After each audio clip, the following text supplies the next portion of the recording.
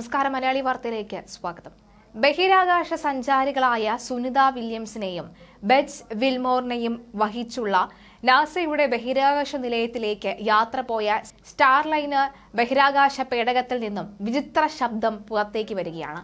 പേടകത്തിന്റെ ചില തകരാറുകളും വാതക ചോർച്ചയും കാരണം ഇരുവരുടെയും ഭൂമിയിലേക്കുള്ള മടങ്ങിവരവ് പ്രതിസന്ധിയിലാണ്. സുനിതയും വിൽമോറയും ഇല്ലാതെ ഈ സ്റ്റാർലൈനർ പേടകം മാത്രം ഭൂമിയിലേക്ക് യാത്ര തിരിക്കാനിരിക്കെയാണ് ഇപ്പോൾ പേടകത്തെക്കുറിച്ചുള്ള പുതിയ റിപ്പോർട്ടുകൾ പുറത്തുവരുന്നത്. ഈ മാസം 6-ന് പേടകം എത്തുമെന്നായിരുന്നു പുറത്തു വന്നിരുന്ന വിവരങ്ങൾ. എന്നാൽ ഇതിനിടയിൽ പേടകത്തിൽ നിന്നും നിഗൂഢമായ ശബ്ദങ്ങൾ പുറത്തുവന്നത് ഗവേഷക ലോകത്തെ ഒന്നടങ്കം ഞെട്ടിച്ചിരിക്കുകയാണ്. സോളാർ തരംഗങ്ങൾക്ക് സമാനമായ ശബ്ദങ്ങളാണ് പേടകത്തിനുള്ളിൽ നിന്നും പുറത്തുവന്നത് എന്നും മിഷൻ കൺട്രോൾ വിഭാഗത്തിലെ വിദഗ്ധരുമായി ഇത് സംബന്ധിച്ച വിവരങ്ങൾ തേടിയതായും നാസ അറിയിച്ചു.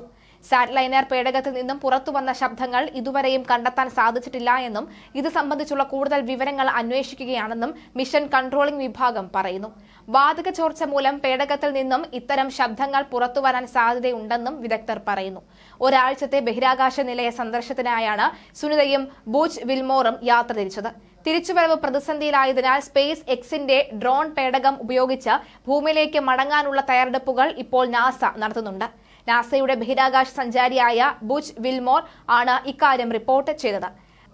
പ്രശ്നബാധിതമായ ക്യാപ്സ്യൂൾ അൺഡോക്ക് ചെയ്ത ബഹിരാകാശ സഞ്ചാരികളെ കൂടാതെ ഭൂമിയിലേക്ക് തിരിച്ച് അയക്കുന്നതിന് ദിവസങ്ങൾക്ക് മുൻപാണ് ഇപ്പോൾ ആശങ്ക ഉയർത്തി പേടകത്തിൽ നിന്നും ശബ്ദം പുറത്തുവന്നത്. ഈ മാസം 6-നായിരുന്നു ക്യാപ്സ്യൂൾ ഭൂമിയിലേക്ക് തിരിച്ച് അയക്കേണ്ടിയിരുന്നത്.